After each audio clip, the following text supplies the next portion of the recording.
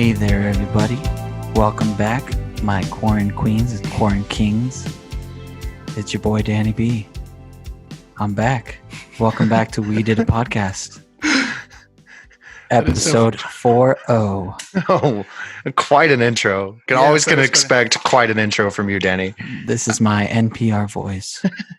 I also like that if people who are listening to this who don't know you, we've only referred to you as Danny G this whole time. Danny B. Wait, is this another guy? No, this is the same one. There's just a whole story. Same weird guy. Same weird tone. Nice. I'm back. Keeping it We're glad real. to have you back. Welcome back. You're still where you've been, but yeah. Now it doesn't matter because we're all where we are. This is pretty funny because we could have done this setup the whole time. True. Yeah. What we're doing right now, but all it took was people dropping for this to make it happen. Wow, way to take this very lightly. Yeah. It's so terrible. You're like one of those protesters, but we'll get into that later. All right. Sans NPR voice. What are we talking about today, Danny? Hey, today we are popcorn daddies, and we are talking about World War II movies. That's right. It's a movie quest, y'all. Put on your, I don't know, something. Do slippers. Get comfy. We're all at home. Put on your anyways. World War II slippers. I'm sorry. What movie quest are you talking about, Frank? Man, I don't think I could nail it right now, to be honest. I can't think of the last time I had to nail it. I'll give it a try because I feel like we at least need to attempt it every time. You give it a shot, David. That's our quest to find out what our favorite movie of all time is, at least up until this point. Obviously, there's some movies that haven't come out yet or movies that have come out and we just haven't seen. I feel like that was pretty close. I feel like it was too. Do we have an acronym for that? A sexy acronym for it? Oh, there is an acronym. It's not very sexy at all. No, it's like 23 characters long and there's a lot of cues in there. It's lumpy like a sack of potatoes. Yeah, it's very unpleasant. Well, I mean, I guess I'll take the reins here. We're discussing our favorite World War II movies today, and I'm going to start it off with my runner-up. And this is a little bit of a exception, but there has been precedent set, and by that I mean I already broke this rule before. So let's do it again. Me too. Oh gosh. If you break through a wall, that hole's still there. You know what I mean? You can just walk through it. Squeeze through that little hole. Mm-hmm. So my runner-up for best I've heard that one before. Movie is Band of Brothers from 2001. This is an HBO miniseries, but I'm going to count it as a movie because it is one narrative. It's just told. It's a 10-hour-long movie. Oh. Just like that's the same excuse I used when we did Haunting of Hill House. It's technically a movie. Yeah, right. It's just really long. That's what all this long form television is. Of course, this is 2001, so this wasn't like something that was being done all the time. True. Like how TV is made now. This is definitely one of the kind of front runners of that sort of storytelling. I mean, The Sopranos beat it out by a few years for sure. But it was the most expensive production that HBO ever had up until that point. Obviously, Game of Thrones has probably blown this out of the water. But we're talking like millions of rounds of ammunition used. They were talking about using like 150,000 rounds on one shooting day. Oh, goodness. That sounds like a fun day. I was going to say, Frank would have loved working on this set. There was just guns going off. They said after the first 3 episodes, they had already surpassed the amount of pyrotechnics used in Saving Private Ryan, which is pretty intense. God.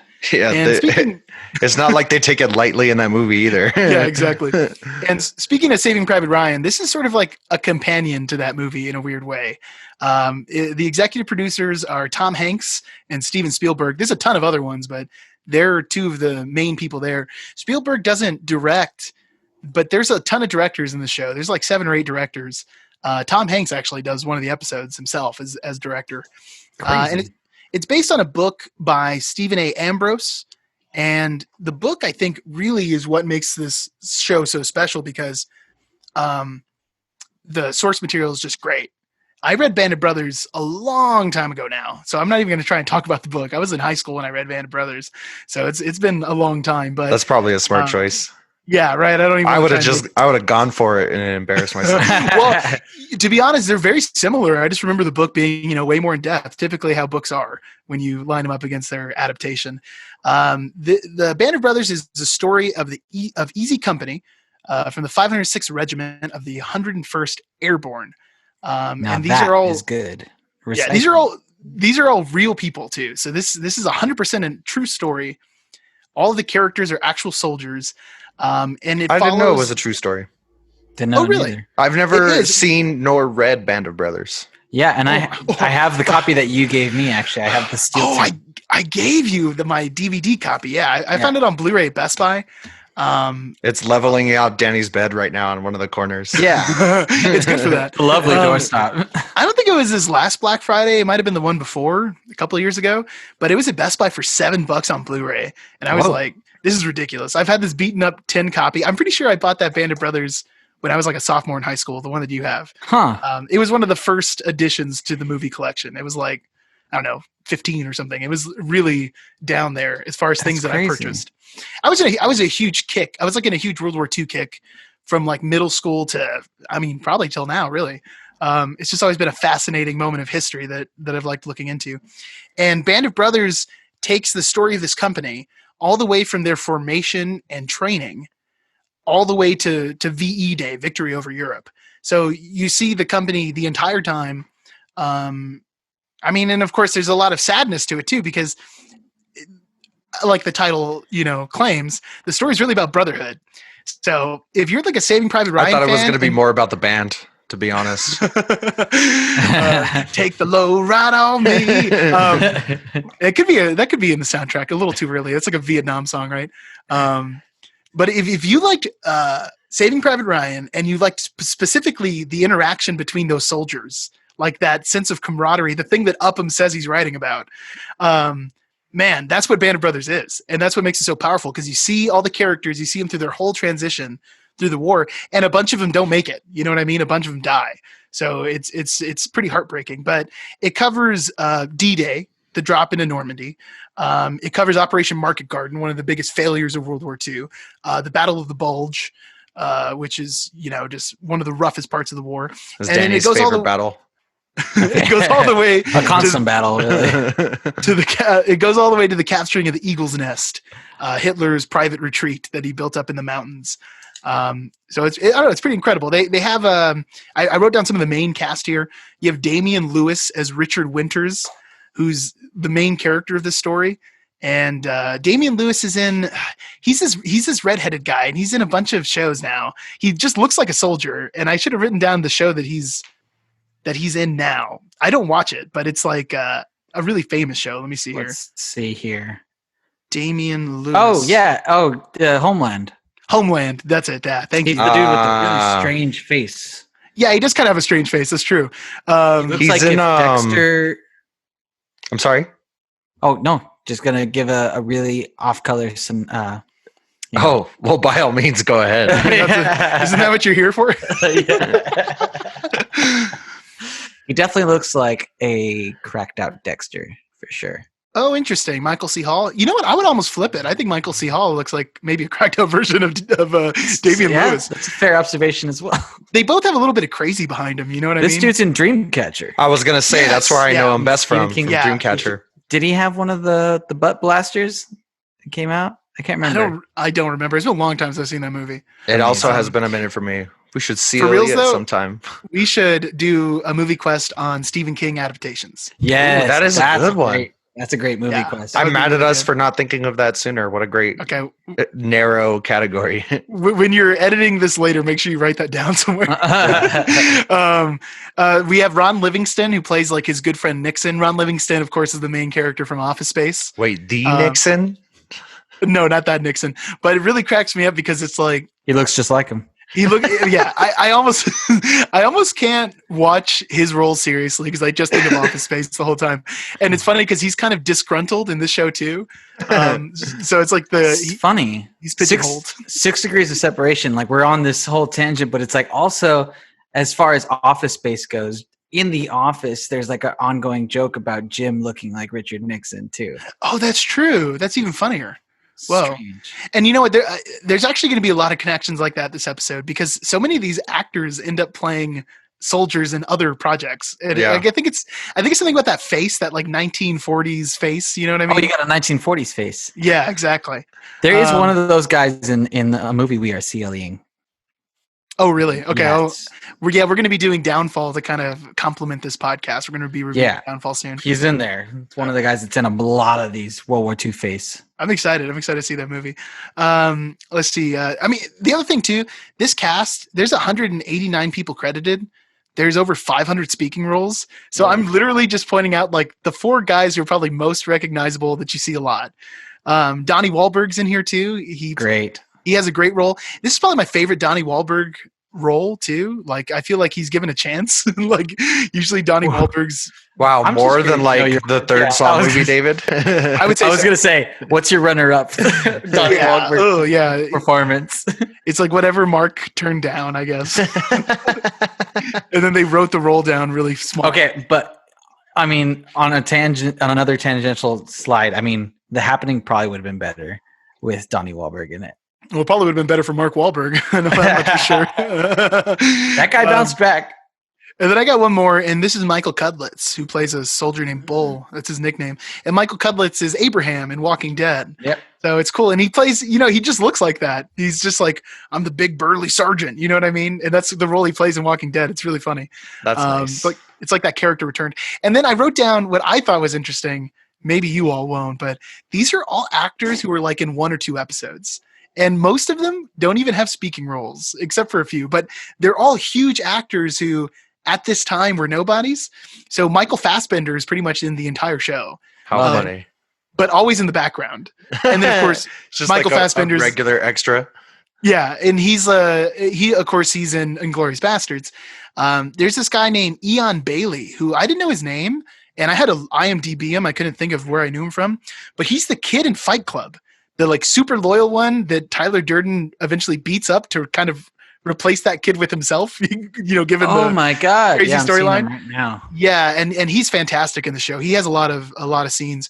David Schwimmer plays like the biggest the biggest jerk ever. Like he's in the first episode and you hate the character immediately. It's just David perfect Schwimmer is David just Schwimmer. very unlikable. He's really good Exactly. at being unlikable. I don't like him in general, so that's. They were like, yeah, who can we get that everyone just hates just by seeing his face? "Who's that stick bug on Friends?" Tom Hardy in his first screen yeah. credit. Simon Pegg. Way smaller. Much Simon smaller Pegg's in Tom Band of Hardy. Brothers. Simon Pegg's in Band of Brothers as David Schwimmer's assistant, and he literally is in the background of like 2 episodes. Colin Hanks, of course, if you have Tom Hanks executive producing. Dominic Cooper, who is like a nobody in this thing, and he's really blown Wow. up lately. James McAvoy is in a couple episodes, and he dies. Yeah. Very horrific. Spoiler way. alert! I'm just And he kidding. looks like a baby too. And then to round this all off, in the only role where he didn't laugh the whole time, Jimmy Fallon. I don't know how many outtakes there were. Jimmy Fallon's in Band of Jimmy Fallon's in Band of Brothers for 5 minutes. He shows up driving a Jeep and he's like, "Hey boys, blah blah blah." So yeah, Danny's doppelganger is in Band of Brothers. God, I hate Jimmy Fallon. Sorry, I just had to throw that out there. Yeah. So yeah, the show, man, each episode is almost like a different situation, but you're hopping around with these characters.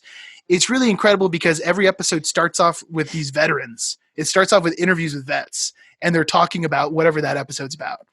And the whole time, there's no names like for these vets. So you're watching the show thinking, oh, these are just like whoever is a World War II vet who was there. You know what I mean? But when you get to the last episode, I'm sorry guys, because you haven't seen this, but this is the podcast. It's like 20 years later, anyway. Yeah, spoiler alerts run out. It's in our the last fault. episode, they have a long thing of just all of the soldiers talking, and all of the names show up, and they're the characters you've been following this whole time. It's like the actual men who were there. Wow. And it's incredible. Like these guys had such a hand in the production of this thing. They would write a scene, and the vets would review the script and say, "Hey, well, this guy actually wasn't there. He wasn't in this conversation." And they would take the actor out of the scene. Wow. They cast every actor based on their resemblance to like the younger pictures of them. And when you Ooh, look at them that's a fun side by game. side, man, some of them are just like spot on. It's insane. Even, years later, you can still see this strong resemblance. And then I thought this was interesting. When I was looking up on IMDb, just, looking for names and stuff, there was a review written. And of course, who knows if this is true? It could be written by anybody. It's the internet. But this review says, "I'm an 80-year-old combat veteran, 88th Infantry Division, Italy. I watch Band of Brothers on the History Channel. I was so overwhelmed, indeed a bit panicked, by the authentic nature of 90% of the uniforms, signs, noises. I take exception to the sound of incoming artillery. I cried several times at the authentic staging for them and me. I cannot believe I'll watch it again. It's too much, too real. We never had so much water allowed in a shower. 10 out of 10. There's a scene of them showering when it's kind of like a reprieve, and he's just saying like, well, they didn't get that right. They had way too much water. Yeah, it's intense. How many episodes is this? It's 10 episodes. It's 10 hours long, guys. Yeah. And I got to say, that's a scent. And I say this with 100% confidence, and I dare someone to tell me I'm wrong. It's the best HBO production, like hands down. And that's a bold claim, because there's some HBO stuff that is like incredible. This caps all of it. Like, is that in terms of every part of production, like graphics, every aspect, everything? Like, there's one thing in the first episode, and the same thing happens. I like the way your list worked too. Graphics, everything else. Everything else. So there's this thing in the first episode when they're dropping in and they're using, it's nighttime over Normandy. If you guys saw Overlord, right? I know Frank watched it with me. We all went to go see it. Yeah. Okay, I couldn't remember if Danny had moved. Terrible. Already, but, I loved Overlord, but anyways, it's not on my list. Well, at the beginning of Overlord, they're dropping in Normandy through the planes and everything. They have that exact same scene because it really happened. Those planes, the CGI is kind of bad on those planes because it was made in 2001. Yeah. And it's kind of the same thing as when you watch Saving Private Ryan. The movie's amazing, but it opens up on those like boats. Yeah. Like, when they're coming up and you're like, oh, those are CGI boats. Everything else, the production is just as good as Saving Private Ryan. Like when you think about it's a 10-hour long Saving Private Ryan is what it is. Very interesting. I'm going to have to dive in. You guys have to. And the last thing I want to say about this, and then I'll pass it off because I don't want to spend 2 hours talking about Band of Brothers. But you do. Don't lie. I do. They used maps and pictures, photographs to recreate everything so that they look exactly right. And that's nothing that's unusual. You know what I mean? For World War II, especially if you've played World War II video games, they do that all the time to create huge accuracy. And Frank and I in particular were huge fans of Call of Duty 2, which we've played on the channel and talked about a whole bunch. And the incredible thing is both of those works, they committed to the realism so much that when you watch the episode Carentan of Band of Brothers, it is exactly the same as the Call of Duty 2 level. Oh my God, that's so exciting. That's very exciting. AKA might be the best map that's ever been created. Down to the little bird cage that's behind that one building where that's in it. There's a piano in the street in the exact same spot it's in the level. So you play this Carentan level for like 8 years, you know what I mean? And then you watch Band of Brothers and you can literally like visualize the entire thing. You know the map already. The Brecourt level is actually the second episode of Band of Brothers when they take out the 88 guns. And in real life, they say it at the end of the episode that they attacked this fixed position with such like incredible efficiency that they still teach that textbook example in military academies today. So it's like that you get to see it. And when you play Call of Duty, it's exactly the same. It is so weird. And I got to say, if you don't end up watching it, Frank, you got to watch the Carentan episode because, man, it opens up like right there on the battle and it's like incredible. Don't worry. I'm going to watch it. I'm so intrigued. Yeah. It's this weird deja vu, but whoo. So anyways, this thing's fantastic. 10 out of 10. This is crazy. This is a hard episode for me because so many of these things were done. Some tough choices to be made, man. Yeah. Oh, I'm sorry. I have one last thing, and then I'll pass it off, and I'll make this as quick as I can. I'm sorry. The Pacific was like the sequel series that came out in 2010, which followed a group of soldiers on the Eastern Front, attacking Japan and everything.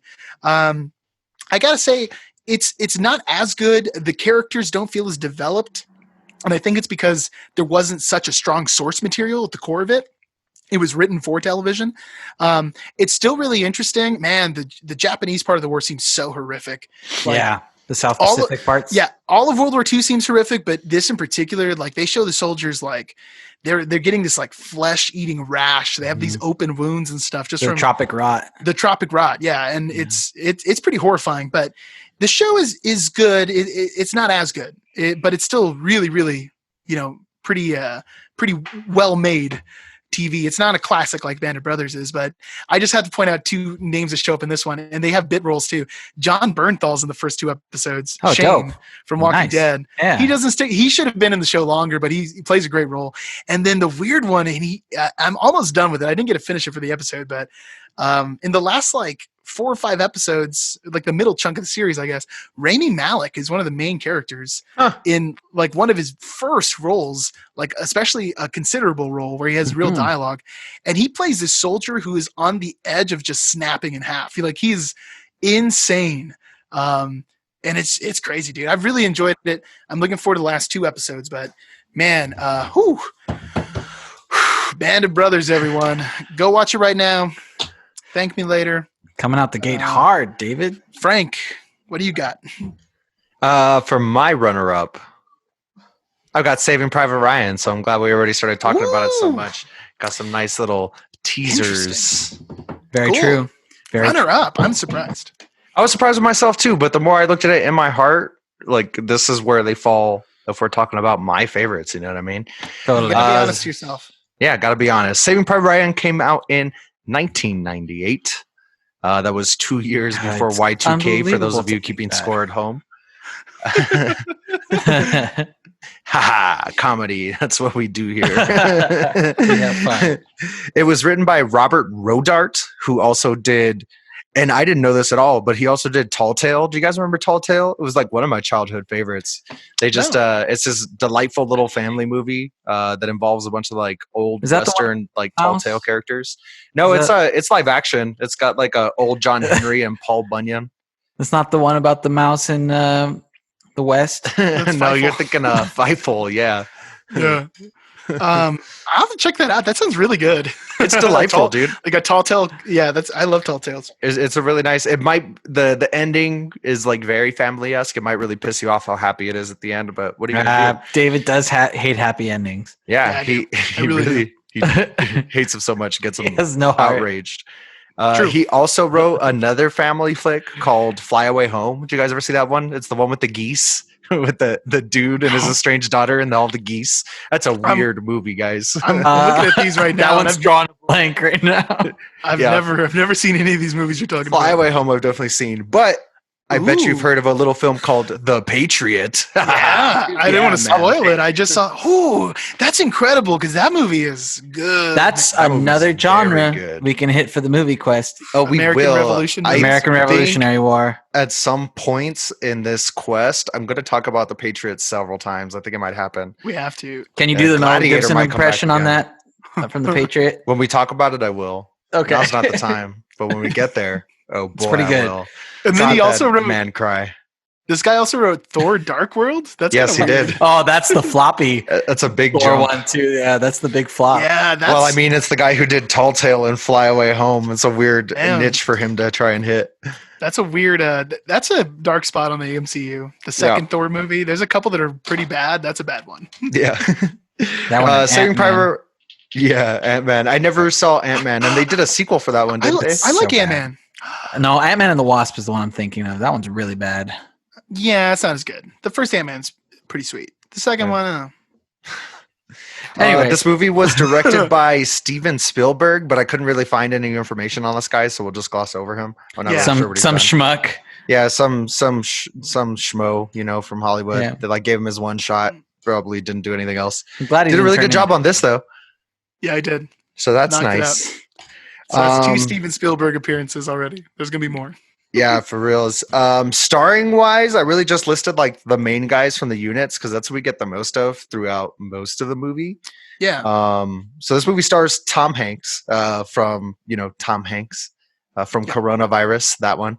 Oh, the Rona guy. Yeah, Yeah, the I Rona got guy. Tom Sizemore, Edward Burns, Barry Pepper.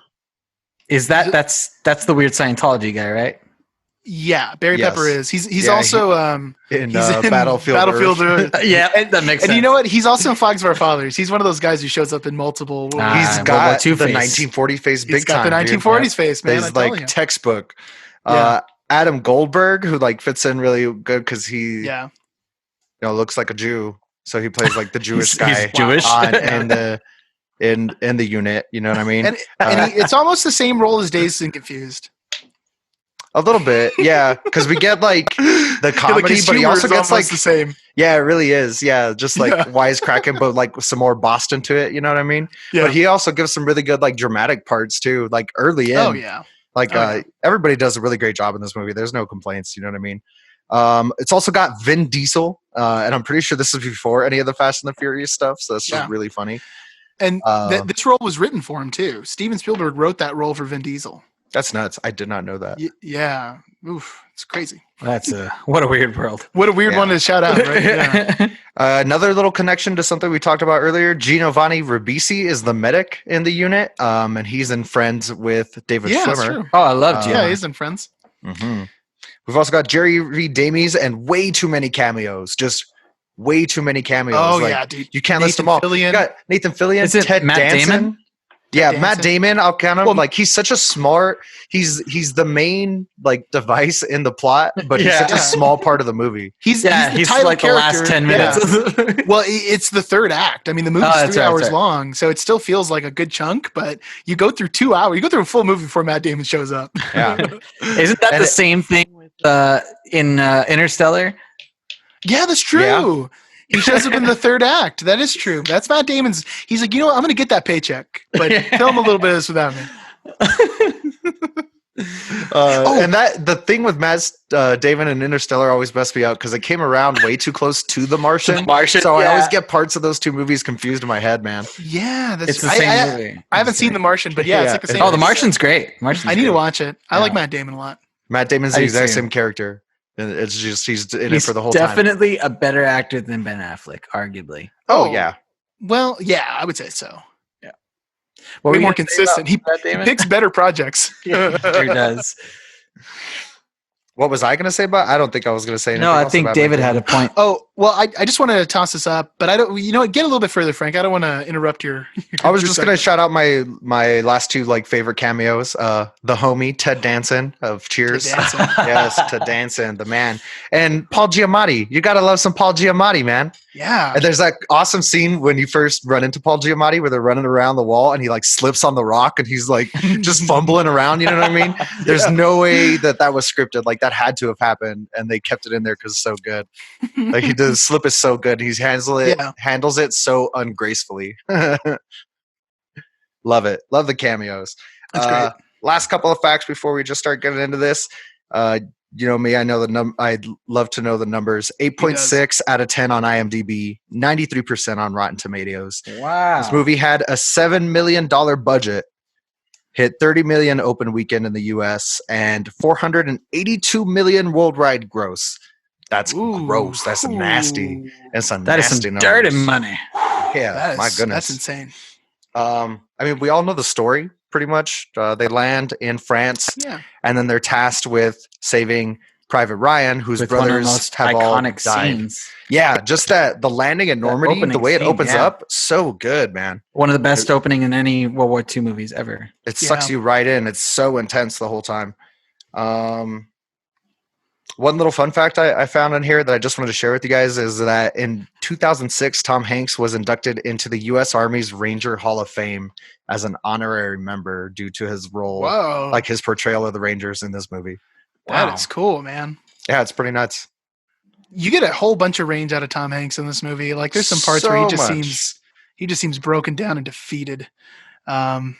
It's pretty incredible, man. Yeah, this is his, I don't know, his best performance probably. He's usually just like goofy, and then now he's just like, I don't know, the old guy. But this was a great movie for him. You get the whole like spectrum of Tom Hanks in this movie. Mm-hmm. And out of a few other like actors as well. Like everybody has a huge role to play pretty much in this. Even Umpum, who is like totally unlikable by the end of the movie and pretty much throughout the whole movie. I mean, he does a great job at playing like the weasel. He nails it. I feel like I understand his character a little bit more, but I still can't get over my hatred of him. As a kid, I was like, dude, just get upstairs, just shoot that guy. And now I'm like, okay, well, this guy's like way out of his depth. You know what I mean? They really pulled him into a situation. They put a lot on his plate. Yeah, he wasn't emotionally ready for it, but still, it's like his decision making really cost some lives, a whole bunch of lives. Oof. Well, if you don't mind, I want to toss this in because Saving Private Ryan is not a true story, but it's based on real events over a private named Nyland, whose brothers died in another place in the war, so they took him out and took him home.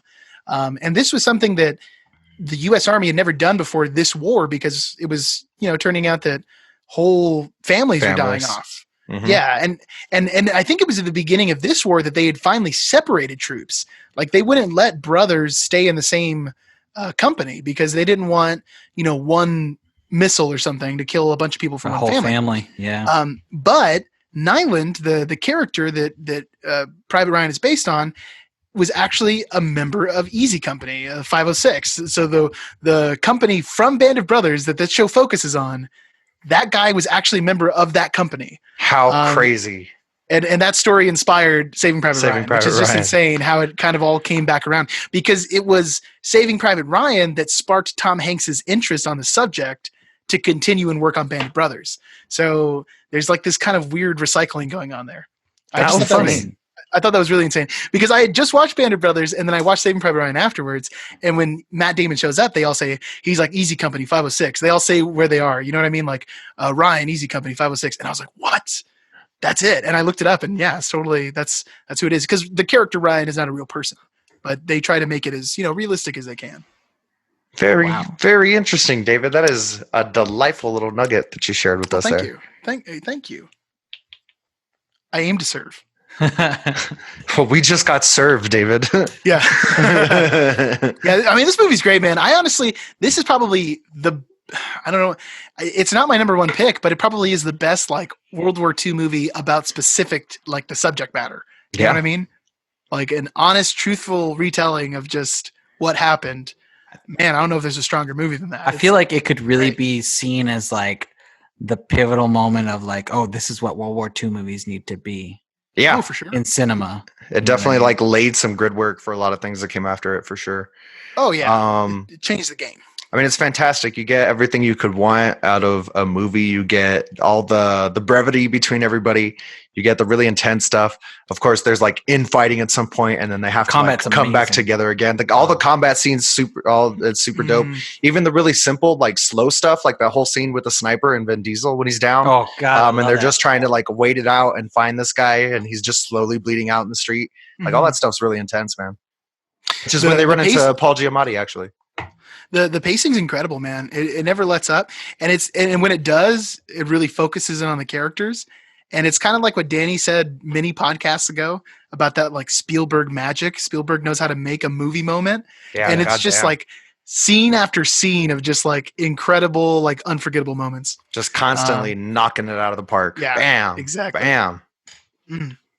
Or some other metaphor because baseball is kind of lame. Baseball's done now. Well, they're all done. That would have been the reference though in the 40s. Not Fight Island, David. Fight Island is still a thing. I like how the NFL is drafting right now, like as if a season's going to happen. Let's all calm down. This is too painful to talk about. Let's keep moving on to talk about the Holocaust. Well, were you wrapped up, Frank? Should we pass it to Danny? I mean, what else can be said about Saving Private Ryan? Yeah, if you've seen it, you agree with me that it's one of the best World War II movies that's ever been created. If you haven't seen it, then you don't get an opinion. Shut up and go watch the movie already. Second to Shaving Ryan's Privates. I feel like only to. Yeah. I feel like we kind of make that joke a lot. Like, oh, just go watch this movie right now. But seriously, if you haven't seen Saving Private Ryan somehow, it's like, one of the most it's a long movie. You have a lot of time right now. I was going to say, if you happen to be having an extra amount of time at home, I don't know, sitting on the couch, maybe you don't have a job, now's a good time to watch. I miss Danny. He's such a troll. I miss him so much. I'm glad you're back on the show. Back from under the bridge. Under the bridge. Okay, Danny, what's your runner-up? And for clarification purposes, your second best pick. Oh, so runner-up means number 2. Not the winner, but the one that would have won if it wasn't for the winner. Yeah. Got it.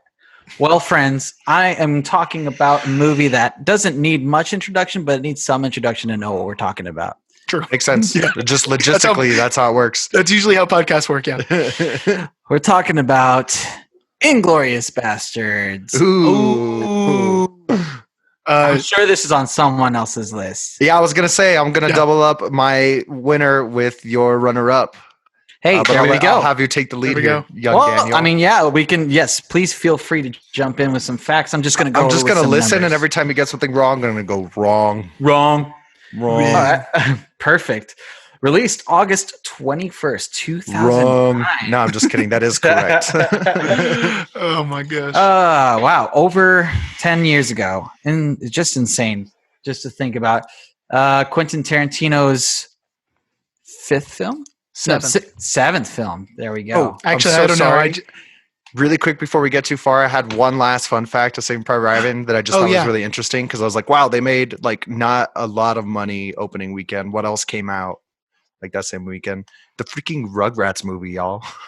Oh my God. This Which is crazy. definitely what I went to go see with my family. Wait, And so- Rugrats or Rugrats in Paris? No, not in Paris. Rugrats. The one where they're okay. like in the woods. You Nice. just triggered like one of the most incredible memories for me right now. Ooh, do And share. I remember going to the movie theater and seeing Rugrats with my dad in theaters while my mom took my brother to watch Saving Private Ryan. How crazy. Wow. Because at that time he was like 15 or 16 and he was kind of like a little punk. So I think my mom wanted to show him a movie that was like, this is what being a man's about. And my mom's always been like, and really, he learned that day. Boy, yeah, did he she's learn. always been really fascinated by like war movies too. I think that's where a lot of mine comes from my mom's interest. I just remember seeing that Rugrats movie in theaters, man. And then I wanted to watch Saving Private Ryan. And my parents were like, you're 7. You're way too young to watch this movie. Which is fair. Yeah. Which is very just fair. an Probably would example not of show good parenting. A 7-year-old, the horrors of war. All right, you get what you asked for, you little punk. Sorry, I just wanted to pull this up real quick. Inglorious Bastards is the 6th movie. Tarantino. The 6th movie by auteur director Quentin Tarantino, notorious weird man, and Big Haver. And Foot Fetisher. Famed worst celebrity sighting you could possibly run into. I would love to Do not run into approach this Tarantino. man. Oh my God. Tarantino and I have the same birthday. I would so bring that up as soon as I met him. Oh my God. Birthday friends. We're birthday buds. He would not be stoked on that. He'd be like, what? He'd be so upset, but I'd be down.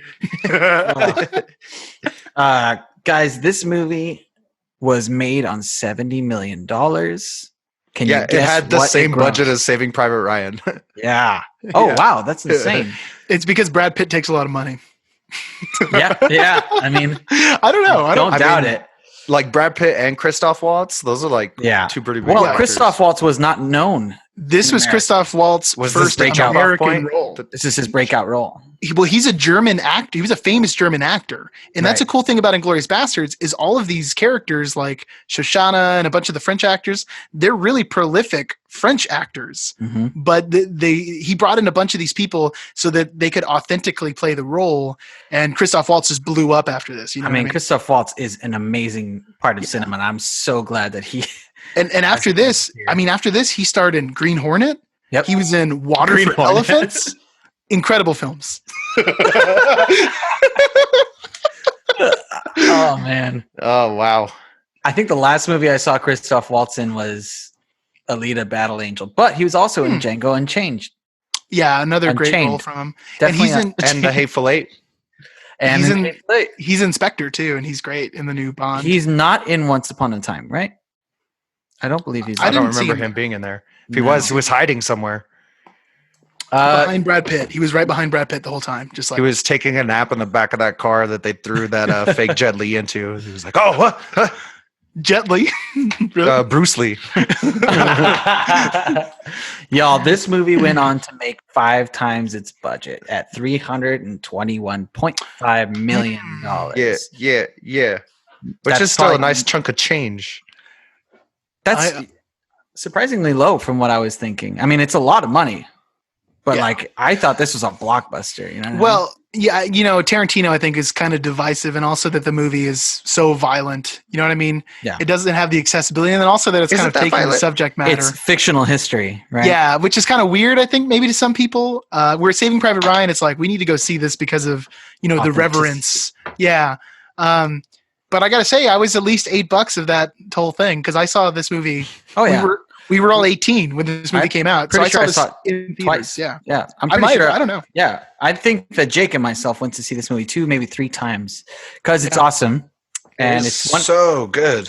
but definitely one of the best Tarantino movies. Probably in my top 5 Tarantino movies. I'm comfortable saying it's my favorite Tarantino.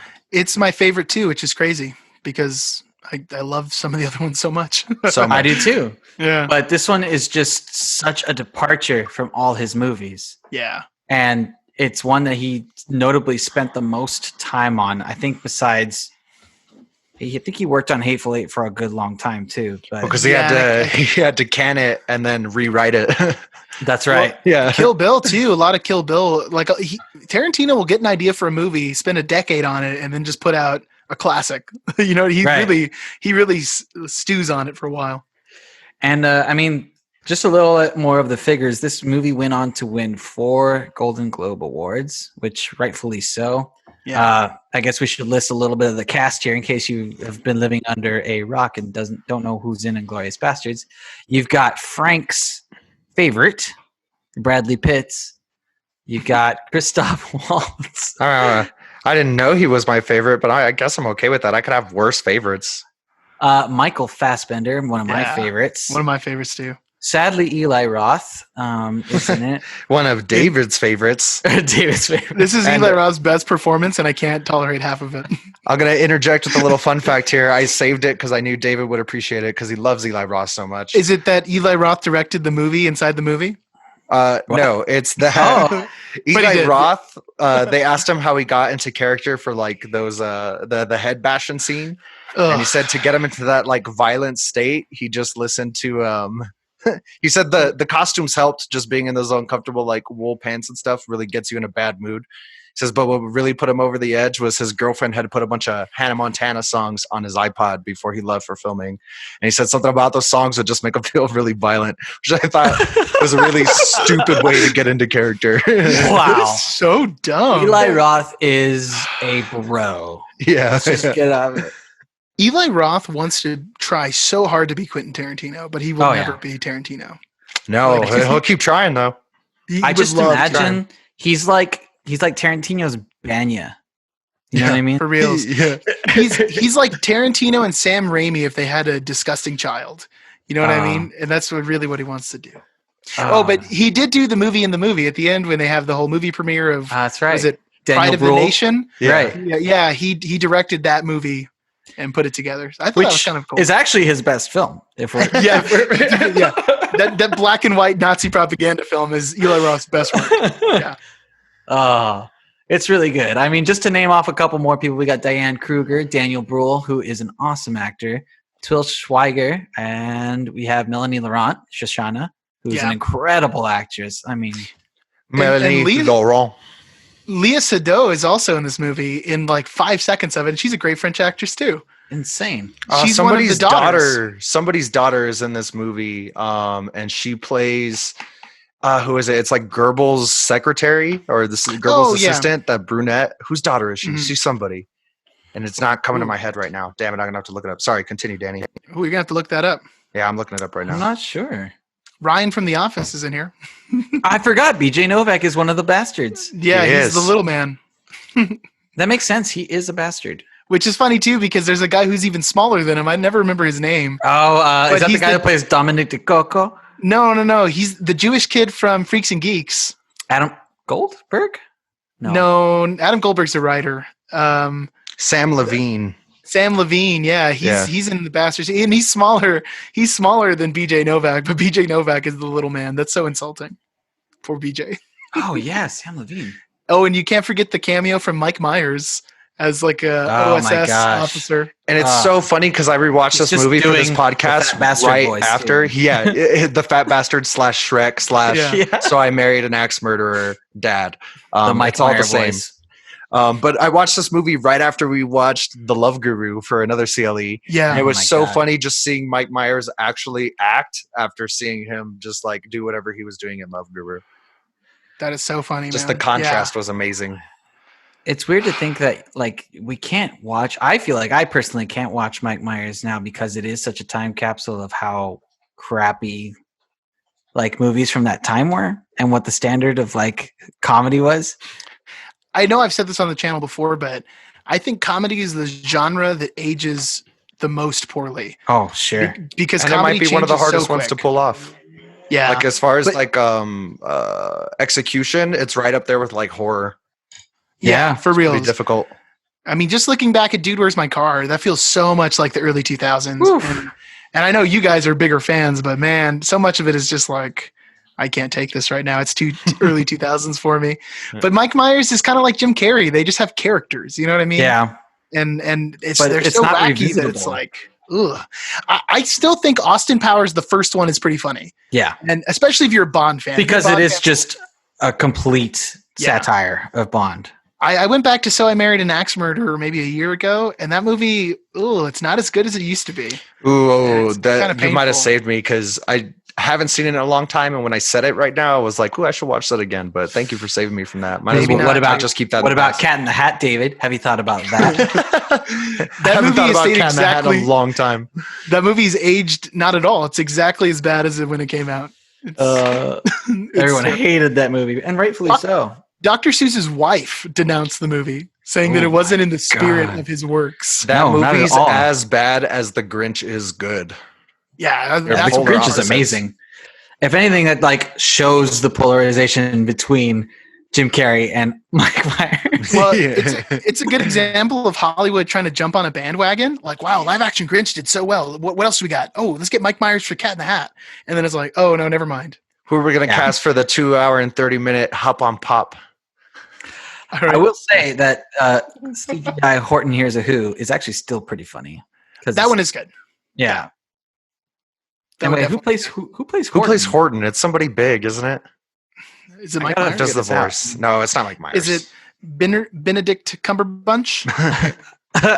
I just wanted to say his name. Okay, so we're getting Horton. so off Sidetracked? this. Where? How did Oh, we? it is Jim Carrey. Oh, it's Jim Carrey also. Yeah, Yeah. and the mayor is Oh, wow. Steve Carell. Yeah, Steve Carell's amazing in this movie. Man, and Will Steve Arnett and Seth Carell's Rogen are in there too. amazing. That's a lot. That's a lot. That's too Wow, there are a lot of people in here. All There's right. some funny people in there. I just want to bring this up real quick. Quentin Tarantino sometimes gets criticized for like some of his movies being too slow. And I think great examples would be like Death Proof is very slow, and Hateful Eight, which I think a lot of people didn't enjoy that much. It was just like a play almost. It Yeah, does not that go movie rewatch is incredibly value. slow. Yeah, I enjoy all of Tarantino's movies. I mean, I think Hateful Eight's a little weak. Like sometimes the tension falls flat. But when you watch Inglourious Bastards and they have that first scene where the Jew hunter Christoph Waltz Amazing. is there, It's my favorite scene in the Dude. whole movie. the tension never lets up. And Tarantino, like he always goes for that long running tension. I think of like Reservoir Dogs, Mhm. but man, he's in true form here. That in, conversational Inglourious tension. Bastards. Well, I mean, he does it over and over again. The bar Yeah. scene with Yeah. Michael Fassbender. That's And- what I was thinking of right now. And it's all of these scenes hinge on tiny details that don't feel cheap. It's like, oh, Tarantino just wrote this thing. Like he wrote it.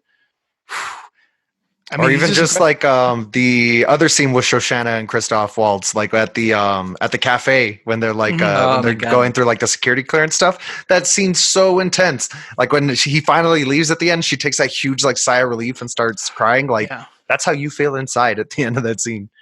yeah. For But real. I would say that, I mean, I haven't seen all of Christoph Waltz's back catalog, but I have seen his front catalog from Inglourious Bastards. And I will say that out of his American catalog, this is the role of his life. Like, this is amazing. yeah, like Django's good, but Meh. it's not as good a role as he plays Mhm. here. No, and how are you Um, gonna shine bright next to Jamie Foxx? Yeah. Yeah, that's true. Yeah, Jamie Foxx he's a scene stealer in that one. I need to rewatch that movie. Yeah, I'd say that one's good. I think that one I've kind of Django's overlooked awesome. myself. I mean, Leo kills it in that movie. Yeah, Oh he my does. goodness. Literally, he literally he does. kills something. Yeah, kills that glass. Anything I will else on? say, yeah, one really gross fact, just to leave off on a terrible note. This is a Weinstein Company movie. Oh well, all of Tarantino's movies are Weinstein movies. Like he worked with the Weinsteins for so long. which gets into some creepy territory now. It really does. Who Can you knows? imagine the vibe in a room and like in the same room that Quentin Tarantino and Harvey Weinstein were in? Like that's gonna be a weird vibe. It's gonna Well, be like a yikes. thickness in the air. Just ask Uma Thurman. You know what I mean? That is pretty gross. IMDb, it sits currently at 8.3 out of 10, which is high for IMDb. It's a lot of snobs on there. Yeah, Rotten Tomatoes, 93%. I'm telling you, it is the best. it's good, man. Tarantino. There's one other thing too about Tarantino in this movie. I love that he brought. I'm totally blanking on his name. Ennio Morricone. He brought him out of retirement to knock out this For the soundtrack. For this composition and also for Hateful Eight. Ennio Morricone does a bunch of stuff on there, and man, that's the soundtrack kills in this movie. Oh, this one particularly. And it jumps all over the place too. There's great Western stuff, and there's some hard rock. There's this weird David Bowie scene, late Bowie music. It's pretty incredible, man. I will say another 6 degrees of separation. We were talking about Damian Lewis. Damian Lewis is also in another Quentin Tarantino movie, Once Upon a Time in Hollywood, where he played Steve McQueen. Oh, I forgot about that. And Isn't that's that weird? funny because when I watched that movie, I was like, "Hey, it's Captain Winters." This is that guy from Band of Brothers. I totally forgot about that. I got to watch that one again too. How delightful. Okay, Delightful. so this is confusing now. So now To Frank is David. done. Yeah, this is my top one, right? David's top one, and then Danny's top one, because Danny stole my top one for his Yeah. runner-up. No? Well, a good thing his top one will be his second best pick. I'm Yeah, sorry. so Okay, so my number one, and sometimes I like to flaunt and say, "Hey, this is the best movie, hands down. I'm better than everybody else." Today, I'll reel it in for once, but wait, you mean you like to brag? oh yeah, I love it. I don't know if anyone's caught on to that. Weird. David is the Us. number one self-horn tutor. I think Frank. Oh, thank you. I think Frank might have picked the strongest one, but of course, I could have picked Inglourious Bastards too. Man, you guys came with some heat today. The one I got is the bummer movie, the one that just brings you real down. It's Schindler's List. I knew you were going to have it. Let's shift those gears from Yeah. having a good time and watching Hitler just get machine gunned in the face. Go, go, go, go, go, go, go. And let's That's weird. take Is it this- down a notch. Let's This get is real a sad. weird, combination. Is this For real. another movie from that no-name director we were talking I was about? gonna say for his third appearance on the list, it's Steven Spielberg. Man, I knows how to Spielberg- make a war movie. What are you gonna do? And that you know and what's he was producing Schindler's List after the book had come out. Another book too. I picked 2 book adaptations. This one was by Tom Keanley. Nerd. And the book's powerful too. I read this book too when I was You in high read the school. book? Oh, Yeah, man, I gotta tell you Did guys, you I just was water damage the pages with all your tears? wow. almost. I mean, the Holocaust really is what got me into learning about World War II. In 5th grade, I read Number the Stars, which was just such a powerful book. It takes such strong subject matter and makes it accessible for 5th graders, which I think is just, oh no, I'm sorry. I was a 6th grader when I read Number of the Stars. And then in middle school, we read Night by Elie Wiesel. Oh, I did too. I did is not read that one. deep. Oh Dude. my god. That is a thin little book, and it feels like a lifetime reading that book. It's so powerful. So yeah, when I got into high school, and this is weird too, but my parents didn't let me watch any R-rated movies while I lived at the house, period. But in high school, I got away with things that were historically accurate. So I saw Saving Private Ryan when I was a freshman in high school, and that kind of really kicked this thing off. So yeah, I watched Schindler's List, and man, it's just so heavy. I rewatched it in preparation for this episode, and it was too much, dude. David. It was too much, dude. To be honest, it was just tears 4 or 5 different times during that movie. Having seen it so many times. And you know what it is? Yikes. It's that freaking theme too, brother. Well, I got that The on there, violin man. theme.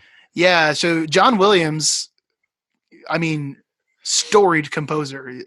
Almost every Spielberg movie. What else has he done? Well, he did Saving Private Ryan. He did Star Wars, Jaws, E.T. Harry Potter. Yeah, Indiana Jones. Every famous theme you can think of and sing in your head, he wrote it. The Superman, the original Superman music. That's right. But yeah, John Williams wrote this thing, and I actually got a little tidbit here about it. When Spielberg showed John Williams the cut of the movie, he was so moved that he had to take a walk outside for several minutes to collect himself. And then when he returned, John Williams told Spielberg that he deserved a better composer. And then Spielberg said, "I know, but they're all dead." Whoa. It's like, you're the best we have, man. Like, you got to do this. God. And then, of course, the what's cool too when you watch, because just the music alone will get you going. But man, when you watch the movie, there's so many different instrumentations of this theme.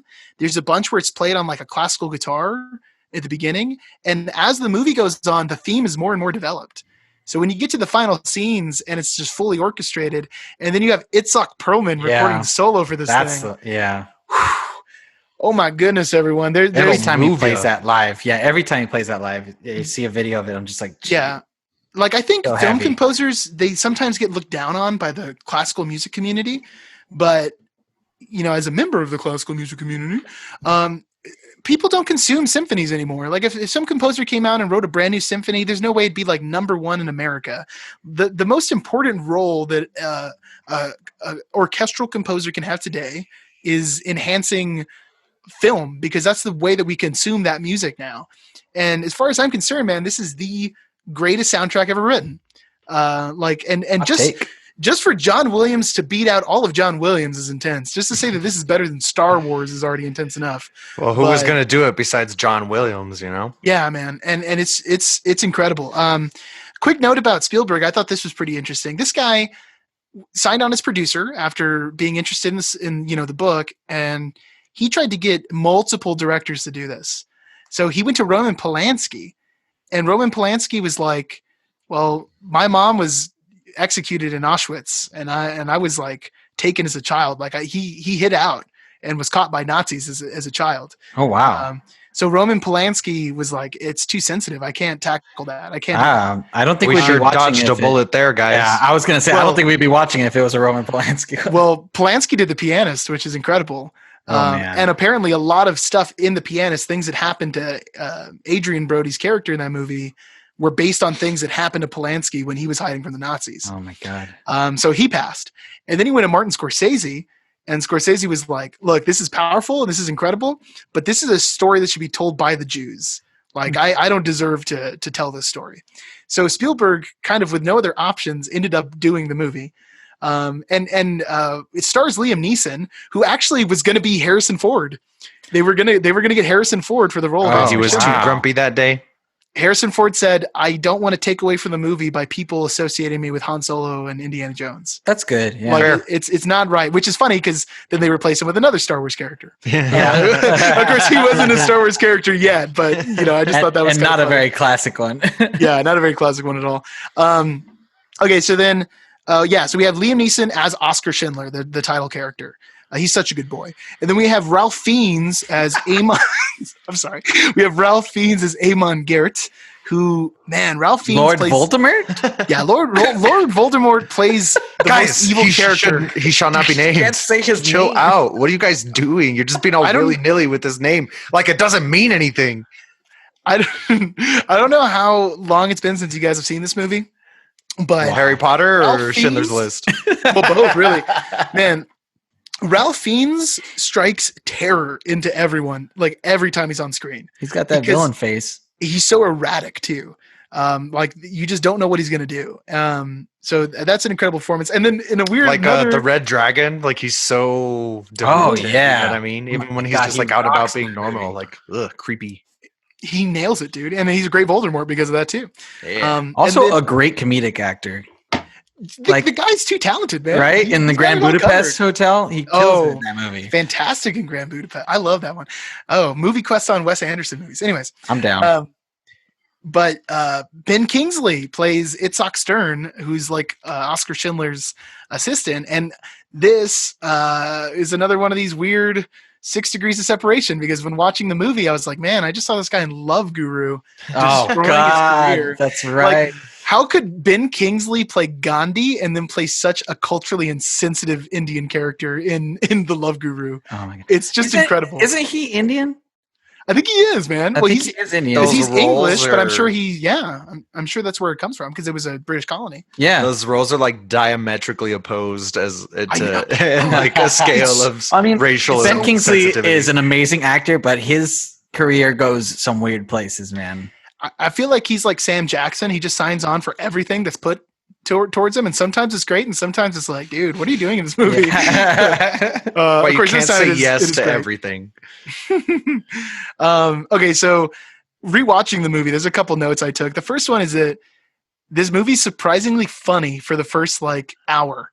That there's so much light humor and like all these like quippy little jokes between the characters. And it's again that Spielberg, you know, he knows how to write a scene, he knows how to write characters and have interactions that are memorable. So you watch the movie at the beginning and Oscar Schindler's funny, but if you guys don't, you know, if it's been a while, he's also someone who moved there to profiteer off the war. So that's Schindler's character. He's opening up a factory to sell goods. And then he learns that he can hire Jews for less. So he starts hiring Jews to keep his costs down. And the movie basically goes all the way from like the Krakow ghetto to death camps. It shows the entire ordeal that this particular group of Jewish people went through, being relocated from their homes into the ghetto, being sent to like a temporary camps, being sent to the, you know, really intense concentration camps. Yeah, so Schindler has a change of heart basically, and he becomes like a savior for thousands of people. And he saved generations of people. So it's a true story, and it's just a super powerful one. One more thing that I thought was really interesting, or actually two quick little things. The first one is that Spielberg, he refused to take a salary and any royalties from this movie. And he said that to do so would be accepting blood money. Yeah. So all of the profit from Saving Private Ryan went to the Shoah Foundation, who's responsible for tracking and putting... From Saving Private Ryan or Schindler's List? Just to clarify. For Schindler's List. Okay, cool. You know, when you were talking about Saving Private Ryan, I was like, I wonder if he took that money though, because that's a lot of dead people. But in a little bit of a different scenario. They weren't Jewish, so yeah, and I mean, there is a slight, you know, like I guess not all of those soldiers were there by choice, but the situation was different for sure. But the Shoah Foundation tracks and I guess archives genocide that exists in the world today and in history. So and it's not just, you know, the Holocaust, because that's the one we all know, but there's so many different genocides. Apartheid. I mean, it's horrific stories, but this group is educating the world on it. So all of the money from this movie went to that, even today, which is pretty insane. And Spielberg even said that was the reason he was making this movie, because in the 90s, that's when neo-Nazis were on the rise, like American History X style. That's when people were becoming Holocaust deniers because they were a generation removed from it. I'm so glad that that's not happening today. Oh, I know, right? Thank goodness. Thank goodness we don't live in that kind of crazy society. We need Spielberg to write out another one of these movies, man. Please, Steven, we need you. For reals, though. I just can't imagine Schindler's List 2, checking it twice. So there's one last little tidbit. This Christmas. And I know you guys know this, but maybe the viewers don't. Whenever I'm watching a movie that has classical music, and I'm watching it with my wife, Michelle, I'll ask her who the composer is, and she usually just guesses. And sometimes she's really right about it. But anyways, there's this really terrifying scene in the movie, but one of the Nazi soldiers is playing piano while they're shuffling all these people out of the ghettos. And he's playing this super fast, frantic piece. And I was sitting there and I was like, man, this really sounds like Bach. And I had asked her and she had said Bach. And then in the movie, there's a line of dialogue. There's two Nazis talking. They're like, oh, what composer is this? And he's like, it's Mozart. And I was like, oh, man, I got it wrong. I was so set. And then when I was looking up the movie, they say in here that it was actually like some kind of gaffe. Or I don't know if it was intentionally written that way, but the soldier is wrong. It is Bach. It's not Mozart. Even funnier. But if I hadn't done this research, I would have just been like, oh, I guess it's Mozart. I guess it's a Mozart I didn't recognize. Dang, that could have taken you out on like a game show in the future or something. It's a good thing that got corrected for you. So if that particular circumstance ever happens, I'll have a Slumdog Millionaire moment and remember this, and then be able to answer the game show correctly. So that'd be cool. Who told you the answer? Oh man, that Office parody is so good. I love it. I bet kids watching it today that were like, "What? What are they talking What about?" is Slumdog Millionaire? Yeah, what a great movie. Yikes! Kids were born when Slumdog is Slumdog Millionaire came out. Yeah, well, dude, the Slumdog was what 2004, I think 2004. I feel like 2008. 2008. Yeah, like 2008. Okay, so it's not that. I guess 12-year-old kids. Yeah, it's pretty crazy. Well, Frank's looking that up. Danny, why don't you give us your top? What's your number one? Is this my number one? Okay. Yeah. Is it the best movie of the whole episode? It sure is. Well, it's on top of my other one, so I would assume I hope so. it's on 2008. the list. Oh, Nice. 2008. Nice. I'm good with those dates. I don't know what it is. All right, y'all. I had to do like a Danny subversion, obviously, because I'm back. I like that you did T-Rex arms. Can you do the whole Little topic Danny like that? subversion. Today, my number one is drumroll. Hellboy. I like it. I like it. So I World like War what II you movie. did there. Yeah. Yep. Hellboy I say does count it. Cha-ching. technically count as a World War II movie, as most, if not all, of the plot takes place around World War II, and it's obviously about more of like the paranormal, hearsay that the Nazi regime took part in. Because Which Hitler is was ba- totes into that kind of thing. Oh yeah, was. he loves Which the is- occult. The same kind of idea that Overlord's written about. You know what I mean? It's That's like true. The same, it's in the same spirit, I guess. That's true. And in a weird way, also Captain America: The First Avenger is kind of like the same idea. Well, yeah. Yeah, Oh, I Like mean, Nazi experiments. it's like if you watch Ancient Aliens, the show, it's like at least the original series, like 3 seasons of it, it's like a lot of it comes back to Nazis because there's a lot of experimentation that happened. Yeah. Anyways, Hellboy, released in 2004 by none other than William Del Toro. And guys, released Little April Billy 2nd. DT. Arguably one of my favorite Guillermo del Toro movies. I'd probably say top 4, top 5. More than Scary Stories to Tell in the Dark.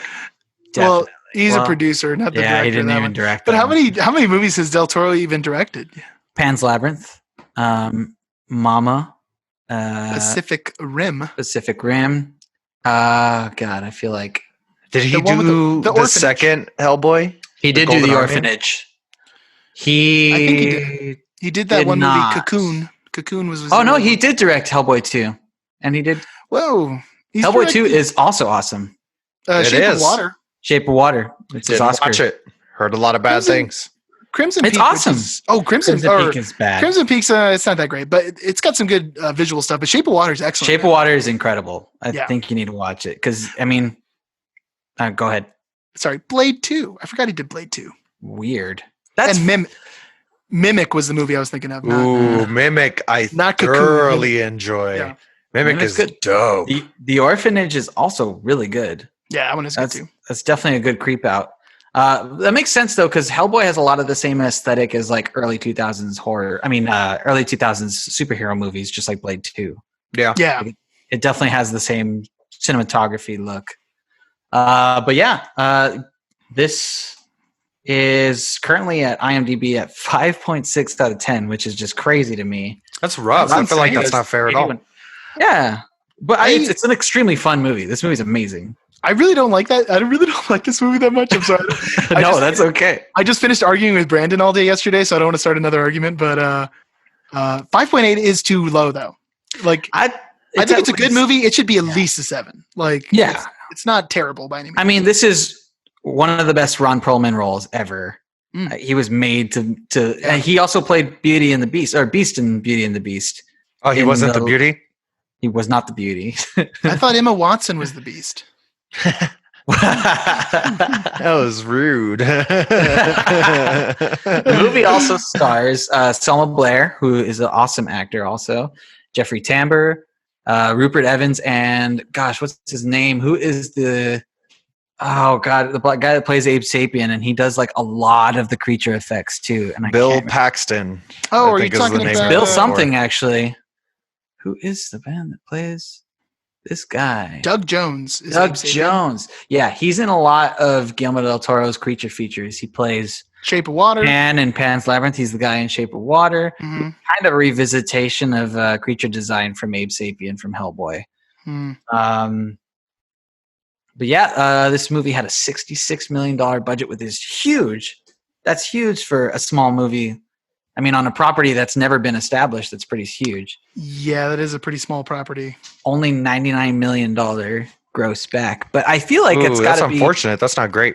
That's got to not be including DVD sales because I feel like this thing really took off on DVD and like everything after that.